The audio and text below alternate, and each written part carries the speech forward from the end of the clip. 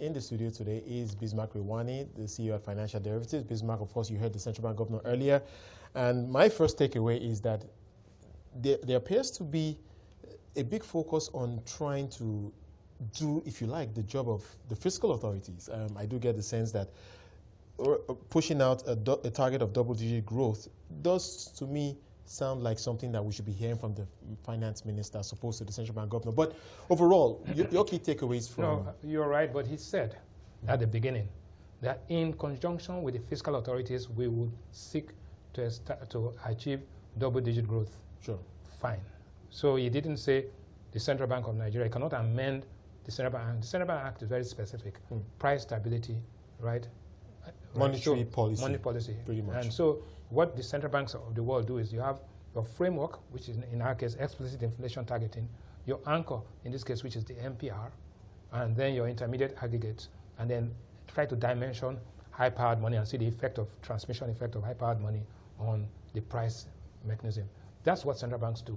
Central banks are bankers to the banks and bankers to the federal government of Nigeria. And in line with that, of course, you talked about stability of the monetary policy and so for the monetary environment. But then, of course, he began to also speak about things like intervening into the creative industry, education sector focused by the banks, consumer and SME credit, which we expect, no doubt, and access to finance to increase financial inclusion. So, no doubt, quite a few of these points should be the focus of the central bank, but it does appear that it's taking a little more than it should. Let's step back and look at this.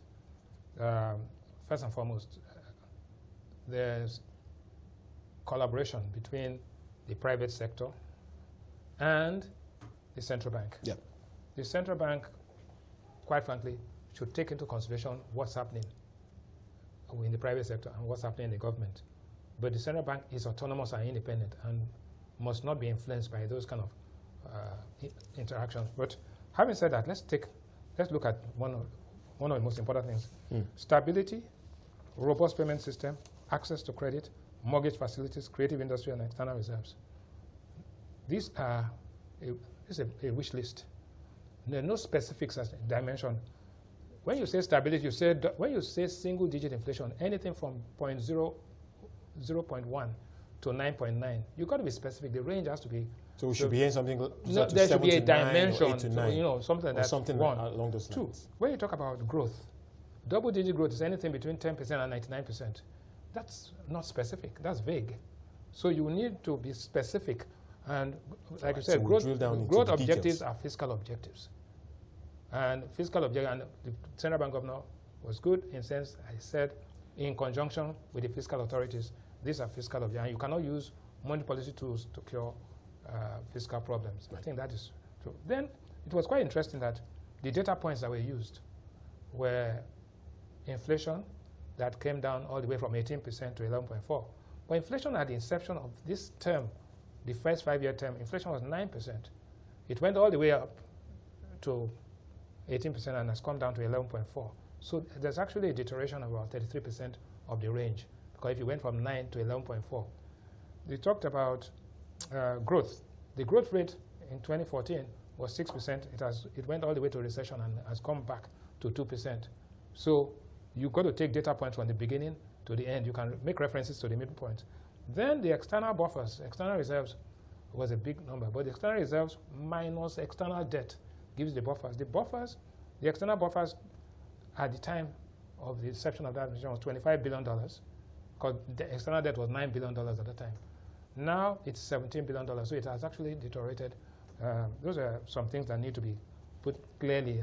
All right, so convenient truth has to be told. You are clearly focusing on the past, if you like. But no, I'm talking about the future. No, well, I mean, many of the data points that you are referring to. The data points are the trend. And yes. I'm saying that the trend, if we can get growth, right, let me use a lower band of the double digit. And let us say you're going to grow from 2 to 10%. The ERGP talks about even for full employment in 2020 is at 6%. So this growth rate that is being, this ambitious double-digit, I mean, God help us, if we can get there, fantastic, because that is transformational in the sense that if you get 10%, there'll be full employment, there'll be positive growth, the output and inflation will come crashing. So that's a very lofty and exemplary goal in terms of getting it to 10%.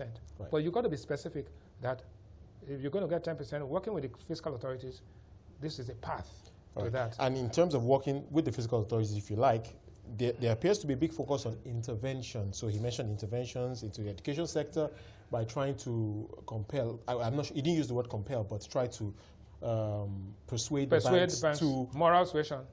Perhaps. Yeah, that's what the central banks use. But the education sector was mentioned. He also talked about creative industries. We know that over the last few years, we've seen the banks create these intervention funds and so forth. Yeah. So I just want to get your take on this strategy of interventions. Is it really pointing to the reality on the ground that we don't have the institutions and the structure two ways of outside the central bank to make this happen? Two ways of looking at intervention. Intervention are used in emergencies. When you institutionalize emergencies as becoming the norm, then there's a problem. If you say that the only reason why your child will pass an exam is because he has a lesson teacher, then you've got to look at the school the child is going to. Because normally the child should go to school and pass. So what we are saying, these are the lesson teachers that are being used. Because the banking system is no longer serving its role. If the hospitals can no longer deal with it and everything is in ER, then it means that there's a breakdown. So what we need to do is to say, it is true, and it's easy to sit down here as armchair critics to say things. When confronted with the reality, is that... Isn't that the reality? No, the reality is that... Or someone at least has to step intervention cannot be institutionalized as constant intervention. So that is the challenge you have. That's the challenge I have. Intervention is to it's a stopgap thing. It's something you do over a year or two. Emergency. And then you go back to normal. The Toxic Asset Relief Program of the United States that was embarked upon in 2008 and 2009 was to get Detroit back, to get Wall Street sorted out and all of that. Nobody talks about TARM anymore in the States. The banking system is back to normal. Detroit is back to normal. They are growing normally. You cannot have a consistent and constant intervention in the system. It means that the structure of the system needs to be changed. So what is required? The goals are good. The ideas are interesting.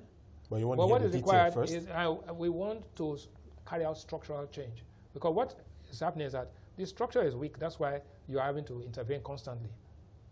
But can you put that pressure on the central bank to address these structural changes? No, the central bank is part of structure, right, in the sense that there are some structural changes that need to take place. Because I did hear that you talked about maintaining this managed floating system. It seems the INE window is here to stay. No, so the structure of the foreign exchange market itself needs to be changed. And there, out of that will emerge an equilibrium rate. So anytime you talk about stability without talking about equilibrium, then you can be in unstable equilibrium.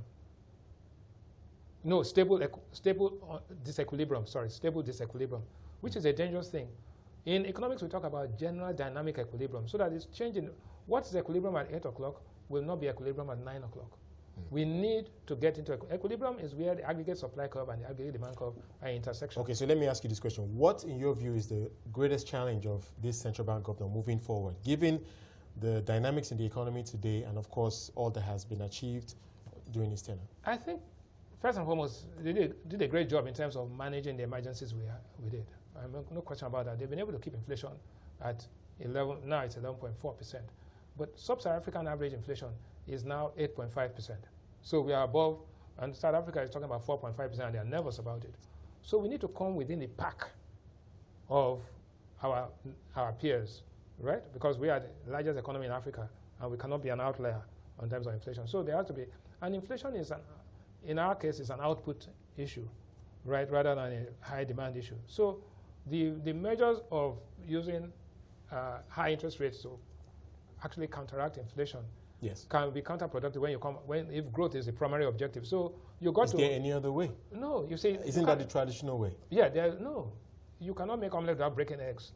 You can manage expectations, and expectation in the sense that inflation expectations, if you're going to get output off the ground, even if inflation is to go to 14 or 15%, if output goes from 2 to 5% because you have lowered interest rates and you have jump-started the economy, invariably in time T2, the output would have a suppressed price and the inflation rate will come down.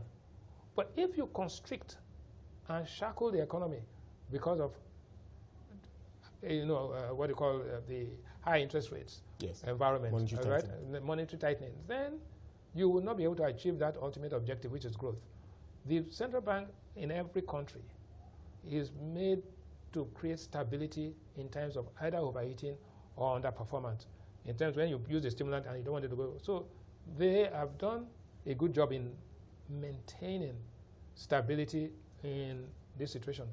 But it's now time to let the economy go and then allow some, what they call the natural rate of inflation and growth. And more important, central banks do not make decisions based on historical inflation. That is good and it's gone. Inflation expectation, anchoring your monetary policy against inflation expectations, which changes consumer behavior more than historical inflation, is a key thing. I think that is critical. But some tough times ahead. No, tough times ahead, but credit to them, at least we are talking about it, which is healthy. And he did say that they will institutionalize the what do you call it, the consultation. Yes. Well, we'll see. We didn't get to talk about structural change is important. The recapitalization of the banks, which was something that was a big takeaway, but we'll talk about that some other time. Thank you so much for your perspective on that. Bismarck Rewane, the CEO of Financial Derivatives. And